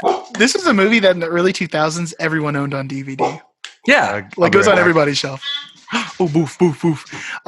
Hey, I know you guys have been talking about IMDb stats, and I had to look mine up real quick because I never include that. But Schindler's List is 8.9. I thought Schindler's List would be higher. Yeah, I feel like that's a 9.5. Yeah, Band of Brothers is 9.4. Holy. A 9.4 on IMDb is like that's hard to get. That's God level. That's God tier. Yeah. Fun fact: I did not know that David Hyde Pierce was the voice of Abe Sapien. I didn't thought know it was that either. Doug Jones the I guess entire not. time. I Crazy. don't like his voice. I love David Hyde Pierce. I think Yeah, he's no, he's awesome. good. But yeah, I mean, if you haven't seen Hellboy, you should see it. You should watch Hellboy 2. You should not watch the David Harbour Hellboy because wow, was that bad. Yeah, I kind of wanted to check it out just to see how like much of a train wreck it is, but I haven't seen it yet. It's a decent movie. I mean, it should have just been a Netflix movie, to be honest. It feels like that caliber. Oh gosh, that's just terrible. in terms of story and everything, it's like, okay. I mean, the effects are obviously better because it's made earlier last year. Does it also have Nazis in it? Does not have Nazis in it. Ah. Neither does Hellboy 2. Have you seen Hellboy 2? I haven't. Okay. They Hellboy have 2 is more Nazis at the fantastical. beginning of Hellboy. I gotta check it out. No, not Hellboy 2. Oh, in the newest Hellboy? He's talking about the David Harbour Hellboy. Oh no, Do sorry, they? I missed No, the they steps. don't even acknowledge the Nazi part of the because the movie that the You will not see the Nazis in that film. the graphic novel that the Hellboy movie is made after is Seed of Destruction, which is one of the. I mean, I think it's the first in the Hellboy series, but it's just it talks about it's got Rasputin mixed in the mix. It's got Hitler. I mean, it's you said that like so terrified. It's got a lot of H.P. Lovecraft interwoven into. Yeah, you're right. There's a lot of Lovecraft going on in there. There is. But honestly, super fun. I think it holds up. I watched it not too long ago too, and still holds up really well. Awesome. Yeah, it was pretty Awesome. recent. The That's last cool. time I rewatched that movie, solid movie, fantastic. Yeah, the pacing's amazing. Selma Blair is a cutie. Can't argue with that. This one is enough that it's a legit pick. It's not like, oh, my favorite World War II movie is X-Men because Right. the first 2 Because minutes of Magneto. when they show Magneto's backstory. Yeah, this is a legit one, I think. Do you guys have any honorable mentions before we move on? I had a- Fury. Oh, Fury's one that is good, and I love all the use of color in that movie, but yeah, it's not up to snuff to beat out some of these other ones. It's No. more of the action in Fury. The action is really good. The combat scenes are amazing Yeah. in Fury. It's mostly tank based. And Right. I was Sean? gonna say, and it being like, it really is kind of like a small ensemble cast. It's really just like the crew. Yeah, like Shia David LaBeouf and John Bernthal in that movie are crazy. They're so good. Yeah, that would be like on my top 5, I think. I Kind really of like like that one. a forgotten one. Not many people talk about Fury, but that's like No, it came and went, but it was good. so yeah. good. I mean, Overlord had good production value. I just don't think it was I really liked Overlord, and I'm the only one out of the whole group when we saw it. I'm the only one who really liked it. it was Call of Duty Zombies. Yeah, the I movie. feel okay about it. I don't like Call of Duty Zombies, which is the ironic thing. I'm like so all over the place today. The one that didn't make it on for me was Jojo Rabbit. And if it wasn't for Band of Brothers, it might be my number 2. Like, it's hard. Like, Schindler's List and Saving Private Ryan are so far up there, but Jojo Rabbit was really incredible and really interesting to see how Taika Waititi took such dark subject matter and made a movie that, like, a 10-year-old could watch and have a really good time. It really was interesting. A weird tone for a movie, like a very strange tone. And it shifts tone so fast, too. Yeah. It goes from comedy to just, like, flooring you and then back to comedy. It's pretty intense. In that same vein, there's like parts of Downfall that like kind of reflect the story that Taika Waititi was talking about in Jojo Robot. Jojo Robot. Yeah, Totally Downfall's different movie. Downfall's honorable mention too. It does have a long runtime, but it really did fly by. Because I mean, if you're really focused on the dialogue, and it's super dialogue heavy for sure, but it's just really great. All unknown. I mean, all foreign actors. There's maybe one guy that I noticed from other World War II having the 1942 face. Oh, okay. Oh, yeah. I'll have to well, I am going to watch it because we're reviewing it. So that'll be fun. What's another one? Man, Life is Beautiful is another one that is a Ooh. powerful story, but just Schindler's List, I think, hits it harder. And then I forgot. I Clint honestly forgot about Life is Beautiful until you brought it up right now. It's a I beautiful haven't movie, seen that man. movie in quite some time. Make you tear up. Oh, And then yeah. the Clint Eastwood twofer, Flags of Our Fathers and Letters from Iwo Jima, which are just Letters of Iwo Jima is.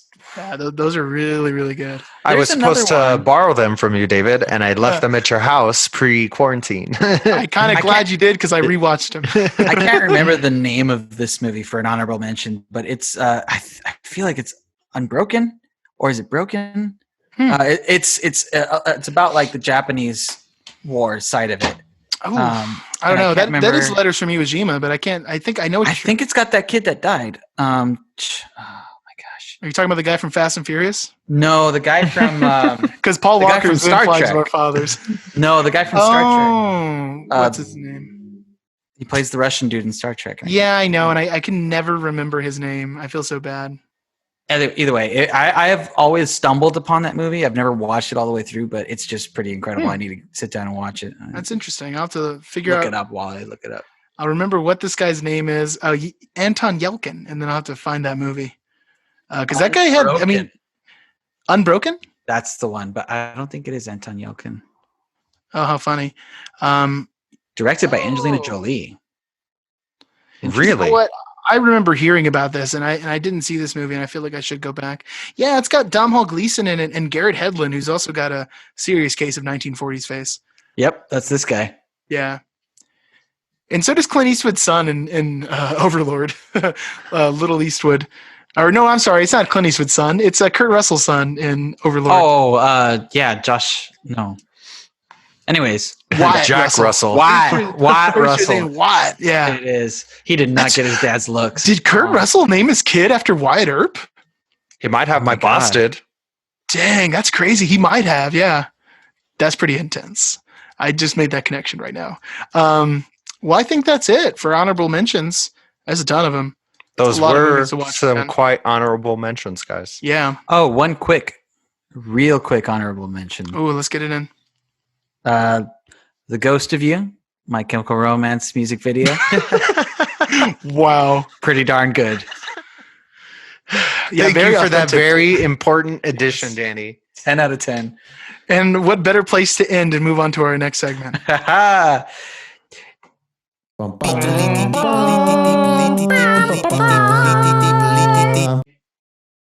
Oh, that's interesting. Here we are in our current events segment where we talk about something currently going on. And I really wanted to find one that was like World War II news, because, sometimes things just show up. I couldn't find anything terribly interesting. Nothing tree- new happened in World War II news this week, y'all. Well, That's good news. A couple weeks ago, they chopped down a tree in England and found a hidden bunker that Winston Churchill had like a secret service. Winston Churchill had appointed was using it as an underground bunker, and they Well, just that's fun. uncovered it. That is kind of cool. That's But a pretty there good was- hiding. That's some solid hiding. Took them Yeah, that long to find it. yeah, plus 10 stealth. But that's all I had. So that's not the one we're going to go with. Instead, we decided to talk about today, because of the coronavirus and everything going on, about the protesters who are asking for states to reopen. And I actually pulled up an article from CNN. Protests erupt again over coronavirus shelter-in-place orders. Here's why some governors aren't budging. And man, well, there's a bunch of states going on that's doing this. Georgia, in our own state of Texas, there were some protests going on. What are some of the other ones? I can't think of all of them off the top of my head right now. Even here North in California. Carolina. North Carolina. It's a lot of southern states. It's surprising it's in California, but there's a lot of Republicans in California too. It's it's more so just, Huntington Beach is where they were having some protests, but it was more so just about opening the beaches, which is real stupid. Yeah. Oh, and It's even dumber than the South because they just want to go back to work. Yeah. That's stupid. And you know what? I said Republicans, but I don't know. Is this a partisan thing? Is this like just a right wing idea? Well, no, I Or think is this it is something on both that's just sides? hitting like individuals. You know what I mean? I think a lot Yeah, of people are It's worried definitely a about bipartisan thing. taking care of their family. I think so. But I think there's that one specific group who thinks that Democrats are making this whole thing up to damage Trump. I mean, those guys are maybe a particular little offset, but there are some people who really want just the country to reopen. Mhm. I don't know. Which, what do you guys think? I feel like it's an honorable hill to die on, but you shouldn't have to die on it. Like, You're gonna die. wear a mask and keep a little bit distance. This benefit is twofold. It'll keep you from dying and infecting your family and having them die. It'll also make your protests look bigger because everything's all spaced out. You occupy way more space that way if everybody's got a 6-foot buffer. That's just optics, guys. Get it together. But that's the funny part, because if they're protesting, a lot of them aren't wearing masks. No, you know what they're I mean? not. And it's even better when they are. Yeah. They're What's funnier? I don't know. debating the existence while wearing the protective measures in case. I don't understand it. But I mean, a lot of the point is, I mean, at least from my point of view, it's like, yes, obviously we all are tired of being home, and we want to no one's having fun. Yeah. I don't think many people are having fun. Except for our dogs. Our dogs having a great time. Our dogs are winning. That's video game so companies are upset. having a great time. Yeah. You know what I mean? Nintendo's stock probably just went way up. The Animal Crossing community is somehow making it through this. I was worried I wasn't going to have time to play Animal Crossing, and that is so funny. This is such a selfish idea, but that happened to me. I think it was yesterday. I was like, man, I'm playing a video game right now like I'm 15 years old again, and I will never have time like this. Never. Again, we will in my never life. have time like this right now. Yeah. Which is crazy. I mean, I think there is kind of a part of maybe everyone who's kind of enjoying having time to do things. Maybe a little too much time. Too much time gets on you. Oh, boy, is it too much time. You know what I mean? Yeah. There's some point in every day where I'm like, all right, well, how am I going to spend these next 5 minutes? Yeah. I feel like I understand the gripe of, wanting to get back to work. And I understand there's a lot of people that are out of work, and it's just, I don't know. I feel like in terms of what can happen if it's not in place, we're in a good place right now if we can complain about being at home and having too much time. When it's going to be too hard to complain when there's too many people dying and all the hospitals are overloaded. Yeah. There's no time to complain at that point. At that point, you just need to hunker down in your house because people are going to start breaking in and taking your groceries. And some of these protesters are signs that are like, I need a haircut. I'm like, dude, just get over it. Shave your head. Shave your head. I don't know. My body, my choice. Look up a YouTube video. You know what I mean? Yeah, I guess so, right? I think this is really the culmination of the anti-scientific ideas that have been going on in the United States for 20, 30 years. Where they're like, well, see, what some people don't understand about science is sometimes science is more of an art than a science. Like baking. Yeah. Wow, that's a big old throwback. That's like episode 2 of something, or maybe even the first episode.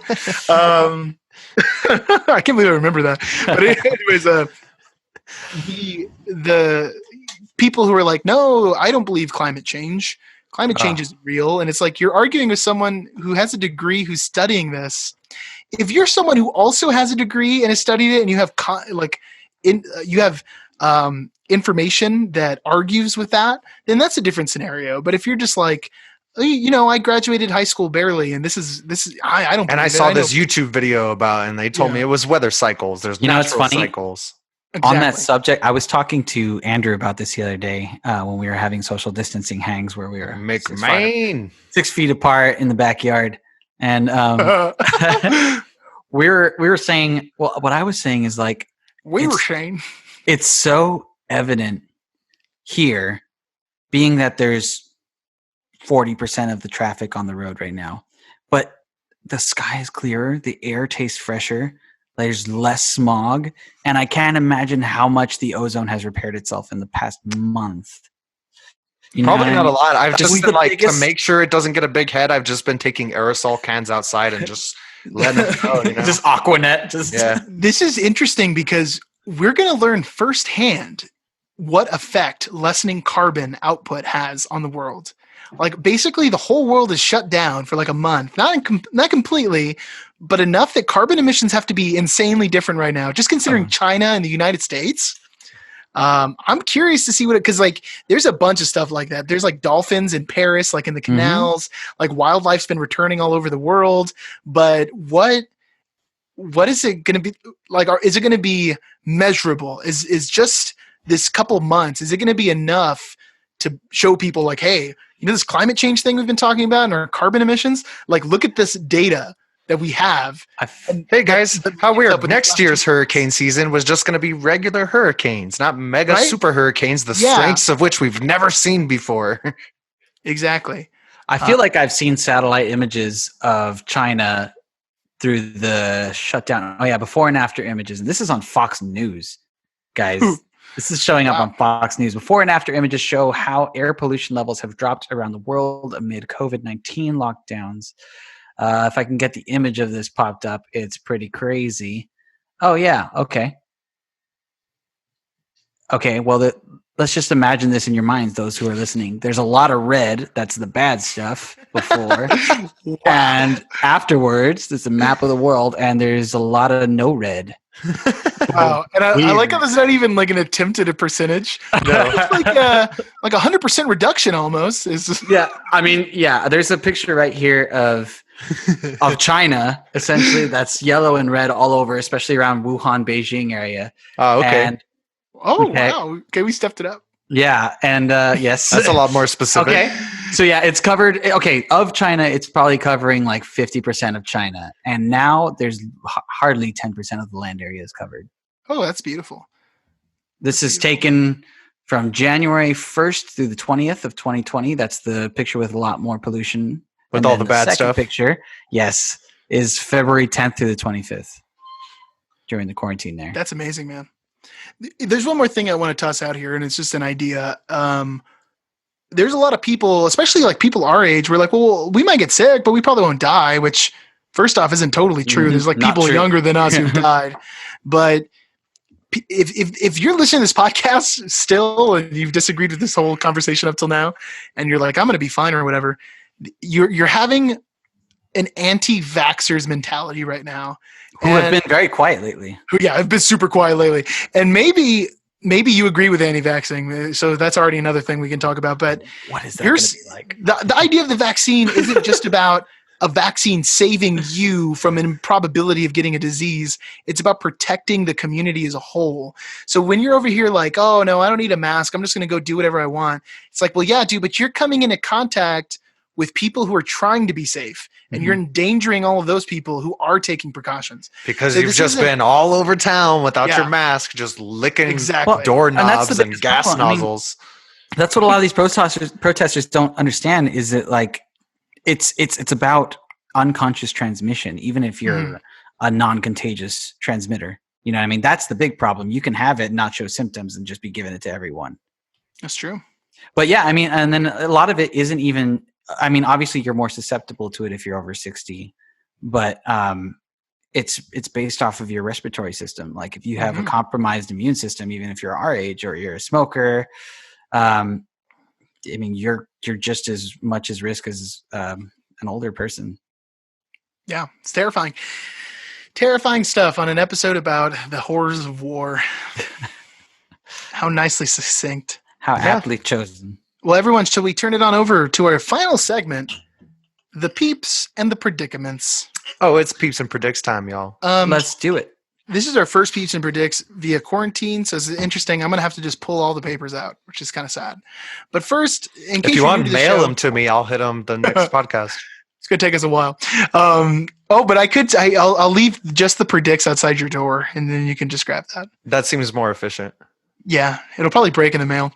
But basically, we take two people, real or fictional, and then we have an argument about a hypothetical situation. Those are the predicaments.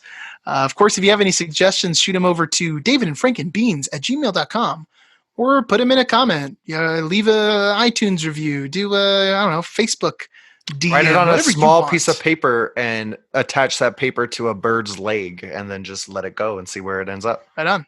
We are in the southern United States, if you're going to try via bird, just so you know seasonally when to let the bird go. Southwestern, I feel like we should be as specific as possible. Yes, exactly. Here we go. We have the peeps here. I'm going to shake them up. Let's see what we got. Oof. Running low on the old Peeps. Peeps are a terrible candy. I enjoy Peeps. I just swallowed some Peeps earlier today. They Yeah, were you did. Fruit Loop flavored. What were their names? I didn't ask. I just bit their heads off first and then consumed the rest of their bodies. This is pretty incredible. We have the one that we actually just threw in right before the episode. Nice. Sick. We have Aldo Rain against Captain Miller. So this is Brad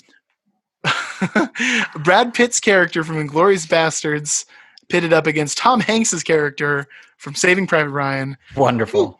Two fictional people, one way more serious than the other. And then let's see what we got in here. Our first predicament, which are all World War II themed today, everyone. Let's see what it is. I feel like Aldo Raines is very serious. He's just happy because he's doing what he loves for work. And if you do what you love, you never work a day in your life.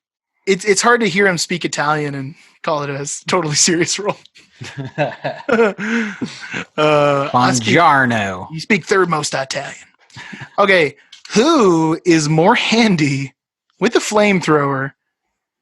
Gentlemen, I'll open it up for debate. All right.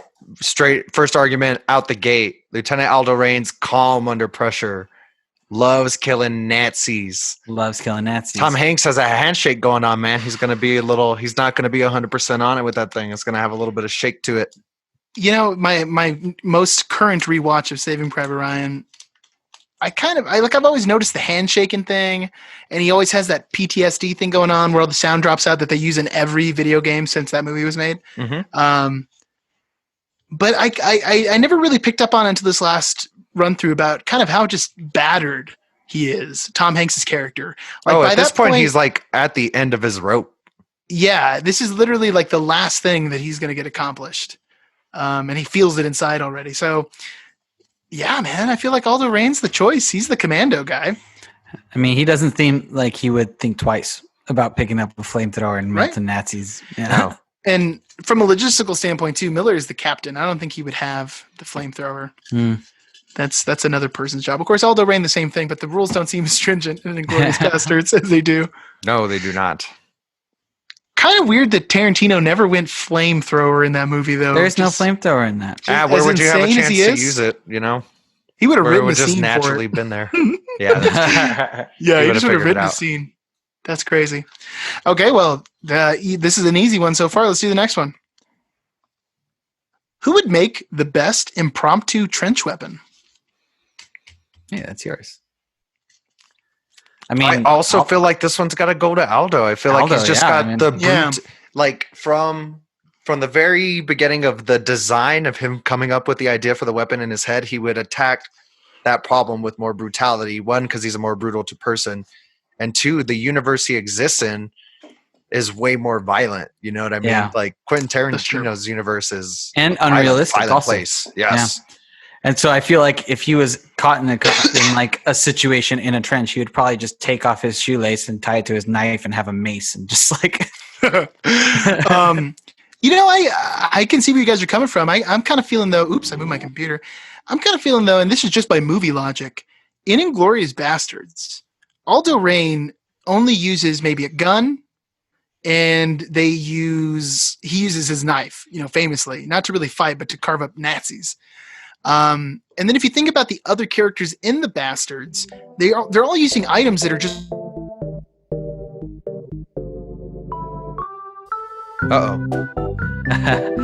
Lost him for a second. We're gonna need the little wait music. Hey, the boy wonder. Hey, he back. Guess who's back? Bizarre. Yeah, It just right. wouldn't let me get back in there at all. So, anyways, like I was saying, going by movie logic, in Inglourious Bastards, Aldo Rain uses his gun, he uses his knife a whole bunch, right? The other characters in the Bastards, even though they're like a guerrilla group of soldiers, they mostly are just using weapons that exist. So, for instance, you got Donnie Donowitz and his bat. The most creative weapon, I guess, are those like secret agent guns that they have at the end when they wear those things. That's pretty cool. Veto. But my only argument for Captain Miller is when we think about that third act of the movie, when they're going to get swarmed by that, you know, whatever it is, that whole company of Nazi soldiers, they don't have the armaments to make anything. So he has the guys make those Molotov cocktails to take out the half tracks. And he also shows them that sticky bomb that they make out of socks and tar and like Axle extra C4 grease or something. Yeah, axle grease. There we go. So as far as resourcefulness, I don't know. Tom Hanks read that field manual so good. I would just argue that situation. we never saw Lieutenant Aldo Raines in a situation where he would need to improvise. Yeah, there's no impromptu That's true. weaponing being made. But for their group to work too, though, there's not a lot of impromptu that begs for necessity. You know what I mean? They basically they attack like an Apache war tribe or whatever they say in that movie. They just swoop in, they raid, they take whatever they want. A lot of them have like German weapons, you know what I mean? And then they move on. So, I would argue that all the ambushes that they carry out displays ingenuity. Yeah. in a tactical sense. But as far as creating a weapon out of necessity and not having anything, I don't think there's anything in Aldo Raines' character that shows that. But in Captain Miller specifically, he's like, hey, I made a sticky bomb. Well, Blow David, off he is the treads. of Native American descent. And one thing I know about the Native Americans, pretty crafty people. That's true. That is true. But also, though, I would argue, not improvisers. You know what I mean? They would make bows and arrows. Like, they would prepare. You know what I mean? They're not like, oh, in the moment, let me use... I'm not going to make a joke. It's going to be offensive if I make a joke. That's really what the smile was. I was like, there's no good way out of this. He's working himself into a corner right now. I'm just going to stop. I don't need to be hateful. That's a different movie. I don't know, guys. You know what, I mean, David? I feel there's like you made a dreams. really good argument, man. I'm changing my vote to Captain Miller. Great. Danny's vote doesn't count. There we go. It's the 2020 primary all over again. Sorry about that late voting states. Guess your state was shut down. Hey, so we're 1-1. All right. So yeah, this will be nice. This is the dramatic conclusion.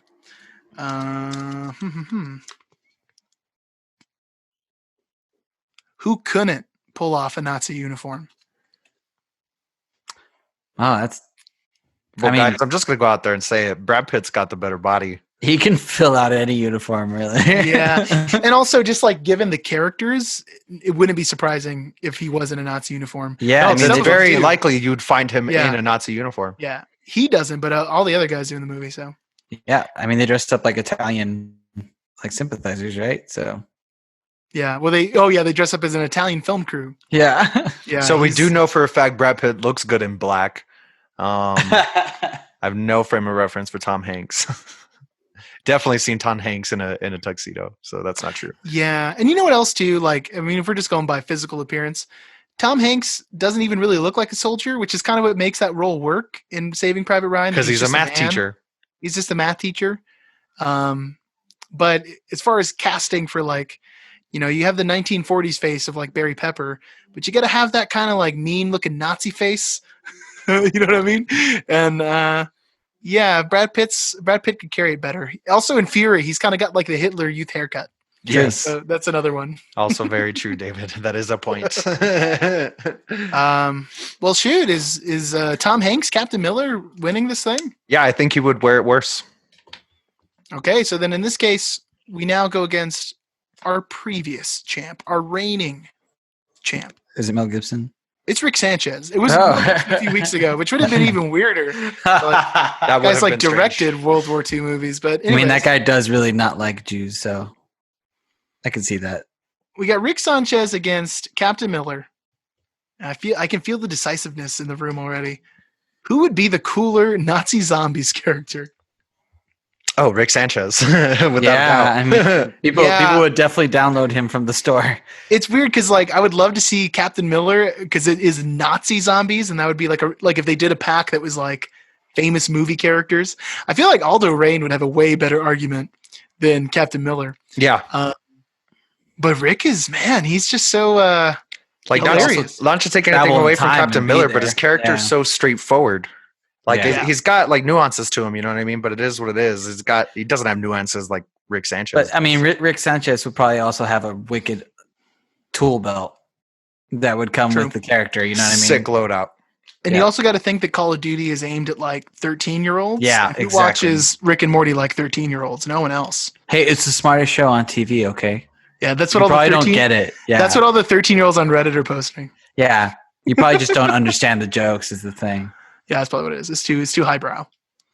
I love Rick and Morty just for the I do record. love Rick and Morty also. I don't want it to sound like I'm hating on Rick and Morty. It's really Not hating on it's really Rick and funny. Morty, but let's be honest, it's just good old fashioned silliness. Just Yeah, it very is. silly. Their fan base is a little eye rolly. It's all over the place. Well, I think Rick Sanchez is here to stay for a long time, guys. I foresee him being comfy in this He's ivory throne of his on a deserted island / a planet. much better choice than Batman. I'm way more comfortable than this with this. If Rick gets to the point where he's been on as many episodes as Batman, we have to bring the Bat back. we don't have to do that. We're a Batman v. Rick Sanchez, Dawn of Justice. That would be a whole episode of Brandon justifying that. Rick would win because Rick will cross the line the Batman He'll just straight up murder Batman. You know what I mean? He'll just have him killed. Whoa, you're not wrong, disintegrate him. though. He would Just go like- back in time Great and argument. kill him, his parents, and his family. like his Well, whole you know, family. the parents are already covered, so. Yeah. He'd go back. Oh, yeah, he'd that go is his back whole in family, time yeah. to that alley after the theater. Wait for Batman's parents to be murdered, and while he's distracted, sneak up behind and murder him. Ooh, Rick would. Rick's messed I up. feel like Rick would be petty enough to go back in time and kill every Wayne descendant. Yeah, he could. But then Batman would ask whoever the time traveling person in DC is. I don't know. Who is that? I have no idea. That's the wrong person. That guy, the guy who knows the Yeah. answer to that question, is not on this episode. Yeah, Brandon. Yeah, when we need Brandon, he's not here. We could have used him for the Hellboy stuff too. You'd be like, "Oh, that's issue 7 through 8. That's actually Actually. yeah." I think that's it, everyone. That might be it.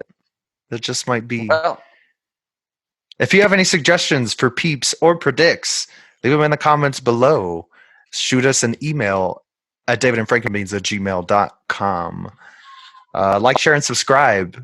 Share something else with somebody you love, anything. Do you like The Don't Outsiders? share Somebody the you know has never seen The Outsiders coronavirus. before? Yeah, don't share the coronavirus.